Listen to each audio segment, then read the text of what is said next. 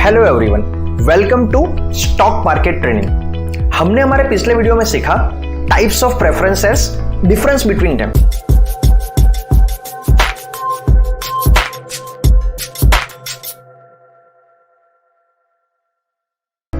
And today's topic is why does share price go up and down, in which we will cover what guides stock price, company fundamentals, technical factors, macro microeconomics, human sentiments.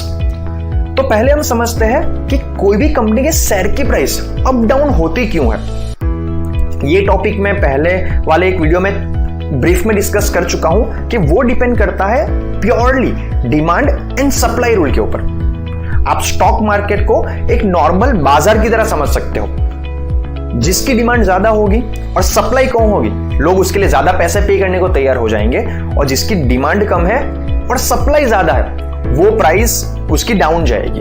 Example के तौर पे कोई company के बारे में अच्छी news आ चुकी है और सामने 10,000 बायर्स है, उसकी डिमांड 10,000 शेयर्स की है और सप्लाई सिर्फ 1,000 शेयर्स की ही है, तो जो सेलर है वो बायर को मुंह मांगी कीमत मांगेगा और बायर उसको देने को तैयार हो जाएगा, तो उसकी प्राइस बढ़ेगी। उल्टा एग्जांपल लेके चलते हैं कि उसकी डिमांड सिर्फ 1,000 स्टॉक की है और सप्लाई 10,000 स्टॉक की है, तो यहां पे बायर को जिस प्राइस पे चाहिए उस प्राइस पे सेलर को देना पड़ेगा, सेलर को अपनी प्राइस को कम करना पड़ेगा। तो सिंपल लैंग्वेज में बताऊं तो जिस कंपनी के बारे में लोग पॉजिटिव है, जिसकी मार्केट में डिमांड है, उसकी प्राइस अप जाएगी, और जिसके बारे में लोग नेगेटिव है, जिसको लोग सेल करना चाहते हैं, उसकी प्राइस डाउन जाएगी। क्योंकि हमें क्यों जरूरी है यह समझना कि स्टॉक प्राइस अप या डाउन जाए, क्योंकि यही तो बेस है इन्वेस्टमेंट का। Buy low and sell high. किसी भी चीज को सस्ते में परचेस करो और उसको महंगे में बेचो। अभी कौन सी चीज होती है, कौन सी ऐसी इंफॉर्मेशन होती है जो स्टॉक प्राइस को पॉजिटिव या नेगेटिव बनाती है? कौन सी चीज है जो उसकी डिमांड और सप्लाई को इंपैक्ट करती है?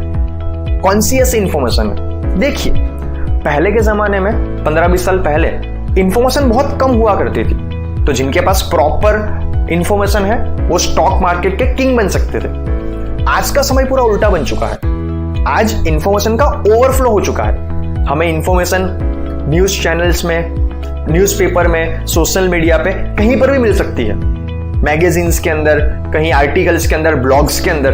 तो हमें यह समझना बहुत जरूरी है कि जो इतनी ओवर इंफॉर्मेशन है उसमें से कौन सी इंफॉर्मेशन नॉइज है, और ज्यादातर केस में 90% इंफॉर्मेशन सिर्फ नॉइज होती है और 10% इंफॉर्मेशन ही रिलेवेंट होती है।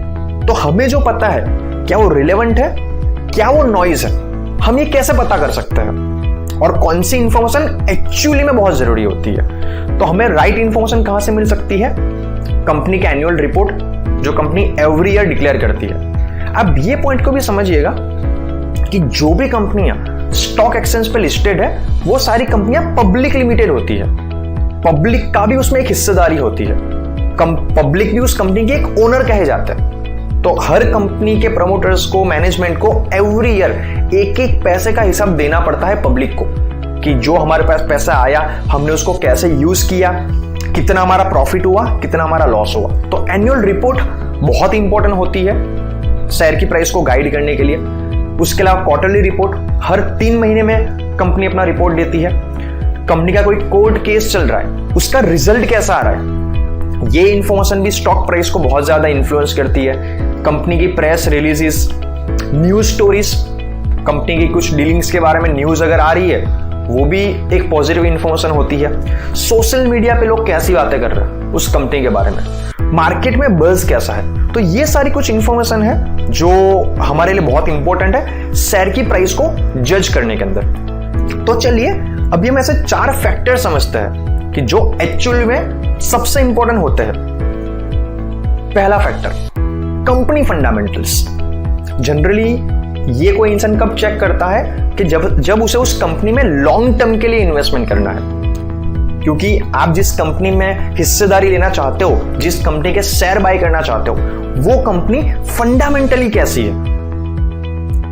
इसे कहा जाता है वैल्यू इन्वेस्टिंग, कि आप अच्छी कंपनी में पैसे इन्वेस्ट करो, 5 साल 10 साल के बाद वो कंपनी आपको काफी अच्छा रिटर्न देके जाएगी। तो इसमें कौन कौन से टॉपिक आते हैं? सबसे पहला अर्निंग्स, क्योंकि हम ये बहुत बार डिस्कस कर चुके हैं कि कंपनी की अर्निंग के साथ एक स्टॉक की प्राइस डायरेक्टली प्रोपोर्शन में होती है।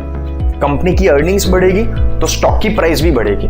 तो आप ये चेक कीजिए कि जिस कंपनी पे आप इन्वेस्ट करना चाहते हो उसकी अर्निंग्स कैसी है पिछले 2-3 साल के अंदर, क्या अप एंड डाउन तो नहीं हुई है, कंपनी का ग्रोथ कैसा है। देखो, earnings and growth stock price को काफी पॉजिटिवली इन्फ्लुएंस करती है। मैं आपको एग्जांपल देकर समझाता हूं। पिछले 5-10 साल से HDFC बैंक, जो इंडिया की सबसे बड़ी बैंक में से एक कही जाती है, उसने कंसिस्टेंट अर्निंग दी हुई है, तो लोग उसके बारे में काफी पॉजिटिव है। उसीलिए पिछले 5 सालों में उसकी शेयर प्राइस काफी अप गई है। और वहीं उल्टा केस यस बैंक के केस की बात करें तो फरवरी 2020 के अंदर उसके बारे में काफी नेगेटिव न्यूज आई थी, उसकी अर्निंग्स काफी डाउन हो चुकी थी, तो साथ में उसके शेयर प्राइस भी काफी डाउन हो गए। साथ में आप ये भी चेक कीजिए कि कंपनी का मैनेजमेंट एंड गवर्नेंस कैसा है। क्या मैनेजमेंट एथिकल वर्क करता है, प्रोसेस ड्रिवन है, या पास्ट में उसने कुछ फ्रॉड भी किए हुए हैं। क्योंकि अल्टीमेटली कंपनी का management and governance he company को लॉन्ग रन में काम आने वाला है। कंपनी के पास क्या ऐसा कोई कॉम्पिटिटिव एडवांटेज है जो मार्केट की बाकी कंपनियों के पास नहीं है? क्या कंपनी के पास यूएसपी है? ये भी उसको लॉन्ग टर्म में बहुत बड़ा इंपैक्ट करता है। कंपनी का एक्सपेंशन प्लान क्या है, कंपनी के फ्यूचर गोल्स क्या है, कंपनी की डेट पोजीशन कैसी है, कंपनी के ऊपर कितना उधार है, ये चेक करना भी बहुत जरूरी है। क्या कंपनी के ऊपर कोई रिस्क तो नहीं है लोन का? कंपनी के जो प्रमोटर की शेयर है क्या वो प्लेज तो नहीं हुए? प्लेजिंग का मतलब क्या होता है, कहीं पे उन्होंने गिरवी तो नहीं रखे हुए? क्योंकि कंपनी के प्रमोटर्स, जो कंपनी के ओरिजिनल फाउंडर्स हैं, अगर वो लोग ही अपने शेयर्स को प्लेस करने लग जाएंगे, दैट मींस कंपनी के ओनर्स को अपनी कंपनी पे भरोसा नहीं है, तो पब्लिक तो कैसे भरोसा करेगी? तो ये सारे कुछ फैक्टर्स होते हैं जो कंपनी को लॉन्ग टर्म पे इंपैक्ट करते हैं। और generally company fundamental value investing के लिए काम आता है। वैसे तो हम कंपनी फंडामेंटल्स का पूरा एक पोर्शन डिस्कस करने वाले हैं, जिसमें 4 से 5 घंटे के वीडियोस होंगे, हम डिटेल में डिस्कस करेंगे। दूसरा फैक्टर, टेक्निकल फैक्टर, जो generally short term and mid term के लिए, मतलब कि ट्रेडिंग पर्पस के लिए। अभी ट्रेडिंग और इन्वेस्टमेंट में डिफरेंस क्या होता है? इन्वेस्टमेंट का मतलब है आपने एक अच्छी कंपनी सिलेक्ट करी, उसके शेयर परचेस कर लिए और आप 5-10 साल तक उसे होल्ड करोगे। फिर भले ही बीच में उसकी प्राइस अप या डाउन जाए, आप अभी बाई करोगे और 10 साल बाद की प्राइस पे उसको जज करोगे कि मुझे प्रॉफिट हुआ या लॉस हुआ। Now what is trading?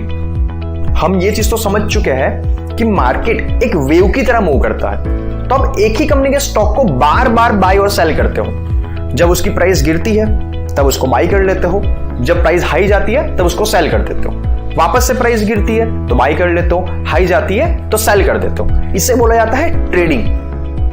तो कौन से फैक्टर्स, टेक्निकल फैक्टर्स, जो इसको इन्फ्लुएंस करते हैं प्राइस को शॉर्ट टर्म के लिए? पहला, लिक्विडिटी ऑफ दी शेयर्स, क्योंकि जो लार्ज कैप कंपनी होती है जनरली उनकी डिमांड ज्यादा होती है, क्योंकि उनके बहुत सारे शेयर्स होते हैं, तो उनके शेयर्स अगर आप बाय करते हो तो जब चाहो तब सेल कर सकते हो, आपको सामने कोई ना कोई सेलर मिल ही जाएगा। बल्कि जो छोटी कंपनियां होती है उसके बारे में कम लोग को पता होता है, उसके शेयर्स भी कम होते हैं, तो बहुत बार ऐसा भी हो सकता है कि आपने छोटी कंपनी के शेयर्स को परचेस कर लिया, आप उसको सेल करना चाहते हो, पर आपको सामने कोई बायर मिल ही नहीं रहा है। तो ये भी चेक करना जरूरी है कि कंपनी के शेयर्स की लिक्विडिटी कैसी है, कंपनी के बारे में पॉजिटिव या नेगेटिव न्यूज कैसी चल रही है। अगर तो उस कंपनी के बारे में रिसेंटली कोई पॉजिटिव न्यूज आई है तो कंपनी के शेयर्स की प्राइस काफी अप जाएगी, और रिसेंटली कोई नेगेटिव न्यूज आई है तो उसके शेयर की प्राइस डाउन जाएगी। हम एग्जांपल लेके चलते हैं। कोरोना टाइम के अंदर मार्च में जब लॉकडाउन हुआ तो रिलायंस कंपनी की बहुत सारी डील हुई थी डिफरेंट कंपनियों के अंदर, फॉरेन कंपनियों के साथ, और फॉरेन कंपनियों ने बहुत बड़ा पैसा रिलायंस में इन्वेस्ट किया। तो आपने देखा होगा कि लॉकडाउन जैसे टाइम पे जहां पे सारी कंपनियों के शेयर्स की वैल्यू डाउन हो रही थी, रिलायंस के शेयर्स की वैल्यू अप जा रही थी। अब ये पॉइंट समझिएगा, उसके शेयर की वैल्यू अप जा रही थी, उसमें एकमात्र रीजन था पॉजिटिव न्यूज। ऐसा नहीं हो रहा था कि लॉकडाउन के टाइम पे रिलायंस का वर्क ज्यादा हो चुका था या अर्निंग ज्यादा हो चुकी थी। बल्कि उसकी अर्निंग तो कम हुई थी पहले क्वार्टर के कंपेयर में, लेकिन क्योंकि पॉजिटिव न्यूज वहां पे थी तो लोगों ने काफी अच्छा पैसा कमाया, जिसने भी ट्रेडिंग किया होगा उन लोगों ने। उसके अलावा चार्ट्स एंड पैटर्न्स मैं आपको प्रैक्टिकली दिखाता हूं।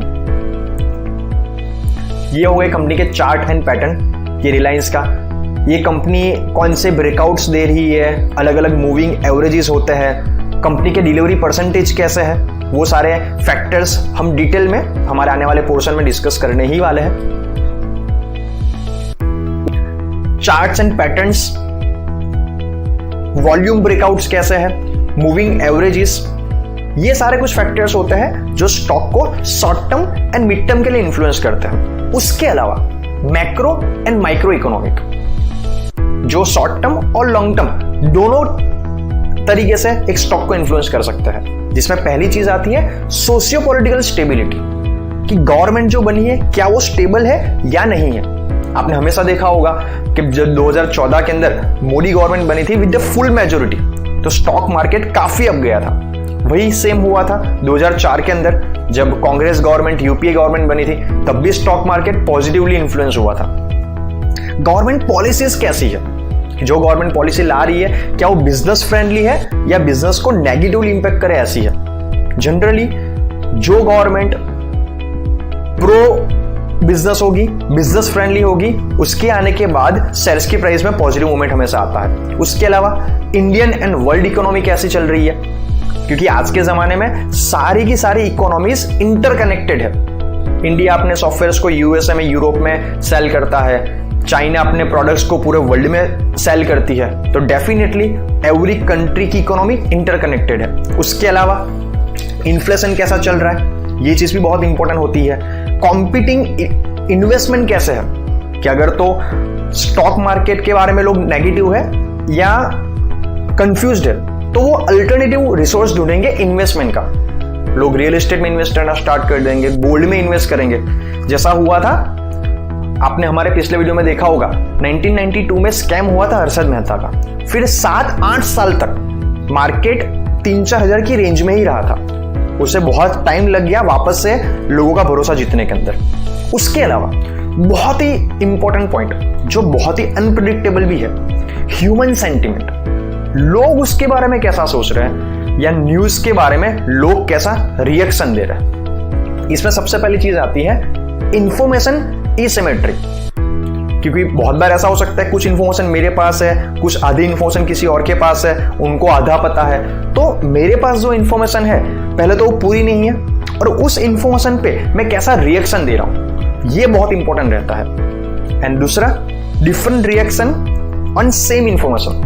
बहुत बार ऐसा भी होता है एक सेम सेट ऑफ इंफॉर्मेशन पे लोग अलग अलग रिएक्शन देते हैं। जैसे कि दो तरह के लोग होते हैं कि जब मार्केट टूटता है तो कुछ लोग ऐसा सोचते हैं मार्केट डाउन जा रहा है, यहां से मार्केट अप ही जाएगा कुछ समय बाद, तो यही तो टाइम है पैसा इन्वेस्ट करने का।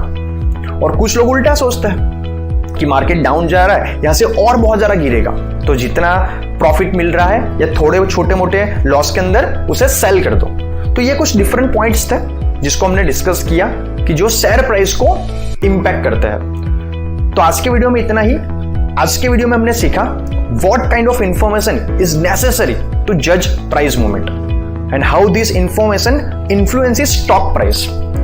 तो I hope so कि कैसे company fundamental, technical factors, macro micro economics and human sentiment stock market को और आपने जिस कंपनी के शेयर परचेस करे हैं उसको कैसे इन्फ्लुएंस करते हैं, ये आपको डिटेल में समझ में आ चुका होगा। आज के वीडियो में इतना ही, मिलते हैं नेक्स्ट वीडियो में। Thank you very much.